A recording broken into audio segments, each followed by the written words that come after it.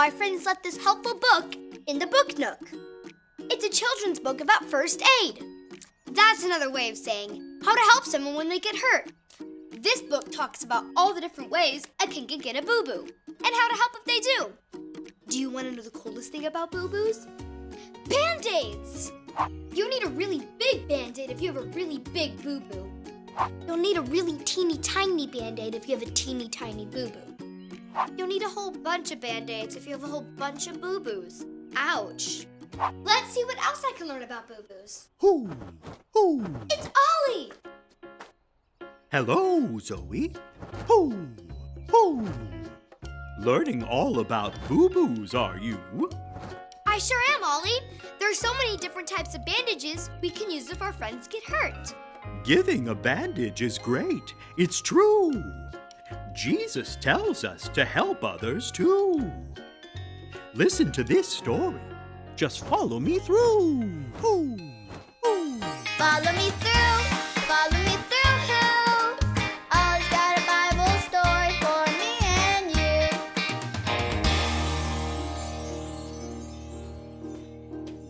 Oh, hey, friends. I'm Justin the mailman, out delivering mail on this beautiful day. I have to remember to take Mr. Smith's mail to the door for him.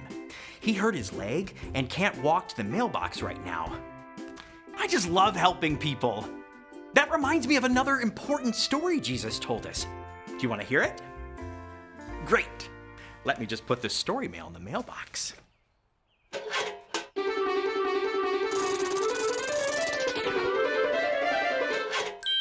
And we're ready to go. The story Jesus told begins with a man walking along a road, when all of a sudden some robbers came and hurt the man. Oh no! He had so many boo-boos. He needed help. Look, here comes someone. Let's ask him to help. Everyone on the count of 3, yell, "Please help!" 1, 2, 3, please help! Oh no! He didn't stop to help. He just walked on by. Here comes another man. Let's ask him to help. Ready?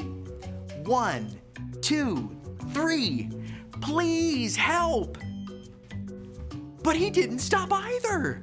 He just walked on by. Then a third man came by. Uh-oh. He's a Samaritan. He's not going to help this man.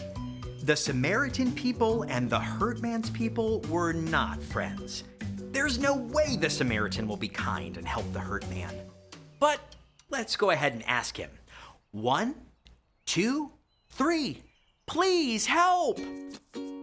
Look! The Samaritan is stopping! And he's giving the hurt man bandages for his boo-boos. Wow! The Samaritan man helped the hurt man. He even put the hurt man on his donkey and took him to a place to stay until he was all better. That is awesome! The Samaritan man in the story was a great helper. He took care of the hurt man. There are lots of ways we can help others. I'm being a helper today and taking Mr. Smith's mail to his door. We can help everyone. Our parents, our teachers, our friends, everyone. The very important thing Jesus taught us in this story is that we can help everyone. I'm so glad we have a friend like Jesus to teach us important things. Oh, hi, Ollie. Tell me, who teaches you important things? Jesus teaches me important things. Yes, it's true. Now let's hear it from you. Tell me, who teaches you important things? Jesus teaches me important things. That's the truth, friends. You better believe it. I'll see you next time. So there's your story, and it's all true. Jesus said helping others is the thing to do. Hoo! Hoo! Thanks, Ollie. Goodbye to you. Hoo! Hoo! Wow, Jesus told us a story to teach us that we can help everyone. I think I got the story. Did you get it? If you did, say got it. Get it? Good! I'm gonna see what else I can learn to help my friends. I'll see you next time. Bye!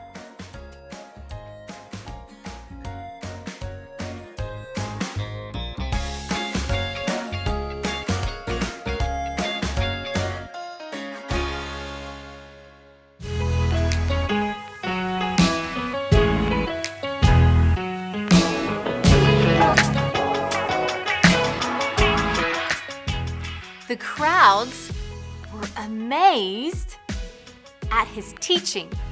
Matthew 7:28. The crowds were amazed at his teaching. Matthew 7:28.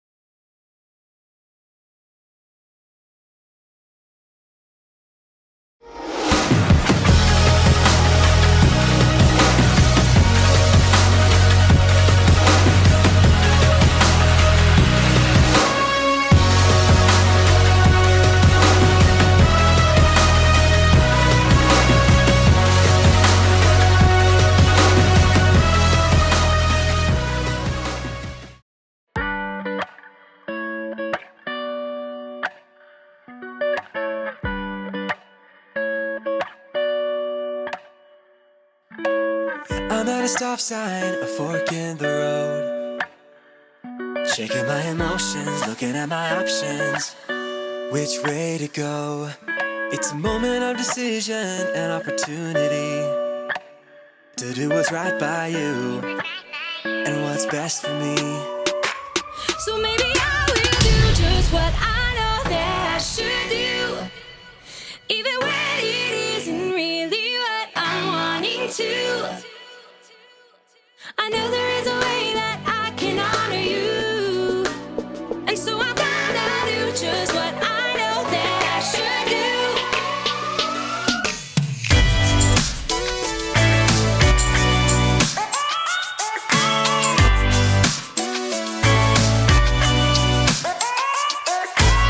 I've got a reason to wanna think it through. I know for every action there is a reaction. That's nothing new. It's a moment of decision, an opportunity to do what's right by you, To do what's right by you. what's best for me. So maybe I will do just what I know that I should do, even when it isn't really what I'm wanting to. I know there is a way that I can honor you, and so I'm gonna do just what I know that I should do. I'm gonna stop, I'm gonna look, and I'm gonna listen and make a good decision. Yeah, I'm gonna stop, I'm gonna look, and I'm gonna listen, yeah, and make a good decision. I will do just what I know that I should do, even when it isn't really what I'm wanting to. I know there is a way that I can honor you, so I'm gonna do just what I know that I should do. So maybe I will do just what I know that I should do, even when it isn't really what I'm wanting to. I know there is a way that I can honor you, and so I'm gonna do just what I know that I should do. Do just what I know that I should do. Do just what I know that I should do. So I'm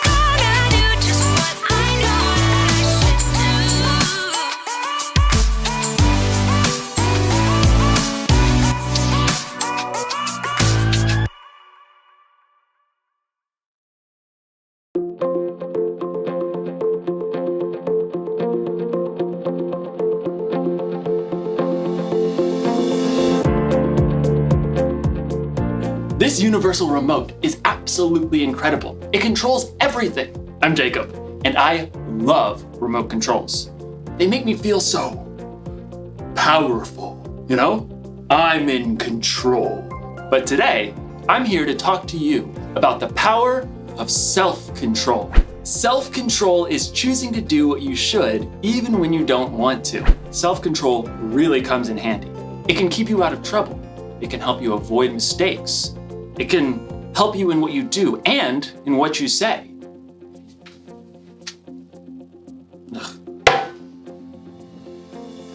You need self-control to get you through every single... I'm sorry, it's my sister. I told her I was busy right now, and this'll only take a second. What? No, I told you that I'm busy. I'm doing the video thing about the self-control. No, but I tell you every time, you can't call me because I'm working here. But you always, sorry, you might want to fast forward this part. Actually, I can fast forward this part. I tell you every single time, I'm already working hard enough, okay? YouTube's demonetizing everything. I'm trying to bring God into kids. I tell that as my appropriate. Always have something. No, don't put mom on the phone. Don't put mom on the phone. I don't want to talk to her. And I have my fans who are expecting this from me. About what? Mom, no, okay, no. We're back on the phone. You made me help mom fix the internet. Sorry about that. I hope you couldn't hear me.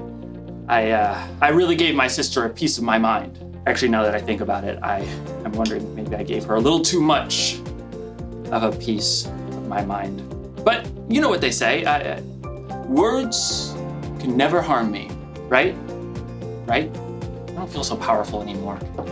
In today's story, we'll learn just how powerful words can be. I'll see you in a bit. I've gotta make a phone call. The Bible. It's 66 books of history, stories, letters, and poetry that fit together to form God's one big story. The epic adventure of how He created us and loves us so much that He made a way to rescue us. As we travel through the Bible, from Genesis to Revelation, we discover people who met God and found their lives changed forever. Now, for an amazing story, inspired by the book of Proverbs. Chapter 12. Verse 18. King Solomon was one of the wisest men who ever lived, and like any parent, he wanted to pass that wisdom down to his children. So he collected many wise sayings that were later written down in the book of Proverbs. My son, listen to your father's advice. Don't turn away from your mother's teaching. What they teach you will be like a beautiful crown on your head. Solomon's children were royalty, but Solomon was more concerned with the choices they would make than whatever royal robe or crown they would wear. My son, accept my words. Store up my commands inside you. Let your ears listen to wisdom. Apply your heart to understanding. There are hundreds of wise sayings in Proverbs, and a lot of them mention the same thing over and over and over. Your words. Yep. You remember that old saying? Sticks and stones may break my bones, but words will never hurt me.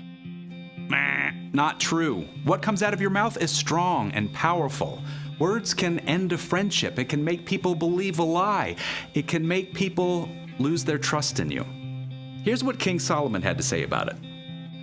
The words of thoughtless people cut like swords, but the tongue of wise people brings healing. This is my double sword, commonly known as, scissors. Now, you might think that one tiny little comment might not really hurt anyone. That was a dumb thing to do. Can't you get anything right? Sorry, you can't sit here. Did you even look in the mirror? Crybaby. No big deal, right? I mean, it's not like any of these little cuts did any real damage. But deep down inside, none of us are just one layer. We're way more complicated than a single sheet of paper. Our stories have a bunch of different layers. So when you say, just get over it, your words might cut way deeper than you ever imagined. Ouch! But there is a way to keep your words from slicing deep like this. Think before you speak. Take a few seconds, use your imagination. Maybe you feel like saying, You're a loser, so you'll never hear me say you're good enough. Stop. Ask yourself, How would I feel if someone said this to me? Would it hurt? if the answer is yes, keep your mouth shut. Or better yet, change those words. You're good enough, so you'll never hear me say you're a loser. Your words can encourage and comfort. They can speak truth and bring wisdom. Hey, can I help? I'm really sorry you're having a rough day. I want you on my team. I love the way you always pick bright colors. You're really brave. Your words are so strong, they can make someone's day and help heal some pretty deep cuts. In fact, your words are one of the very best ways to fulfill the mission Jesus gave us. Love one another, just as I have loved you. If you love one another, everyone will know you are my disciples. Your words are your superpower. So, before you let a single word out of that mouth today, ask yourself, Is it gonna hurt, or is it gonna help? like Solomon reminds us, the words of thoughtless people cut like swords, but the tongue of wise people brings healing.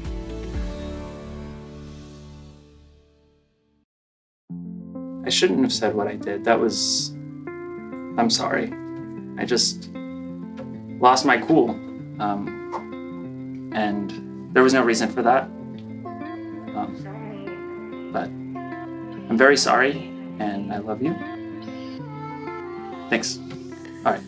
It feels a lot better when you're in control of the words you say. King Solomon had a way with words, so he really knew what he was talking about when he wrote, "The words of thoughtless people cut like swords, but the tongue of wise people brings healing." So if you don't think before you speak, you could really hurt someone. I bet you've been hurt by someone else who didn't think before they spoke. On the other hand, if you do think and you say encouraging words, you can help someone. Maybe you've been helped by someone's encouragement. It's strange how sometimes mouths move faster than our brains. It's like we can't wait to say that perfect comeback or tell that joke about someone that's just going to make everyone else laugh. But instead of fast forward, our words should be moving slow. Jesus had a half-brother named James, and he wrote this: "Everyone should be quick to listen, but they should be slow to speak. They should be slow to get angry." So the next time your mouth is moving fast forward and you think you're about to say something hurtful, slow down. Think about how your words are going to affect other people. Will they cut like a sword or bring healing? And if you absolutely can't think of any healing words to say, you might want to press the mute button. The one thing to remember today is... The one thing to remember today is this: think before you speak. Your words are very powerful, and you get to choose how you use them. This thing is pretty powerful too. SAP. I wonder what that does. Nada parece. Ah, bueno. Hasta luego. Adiós.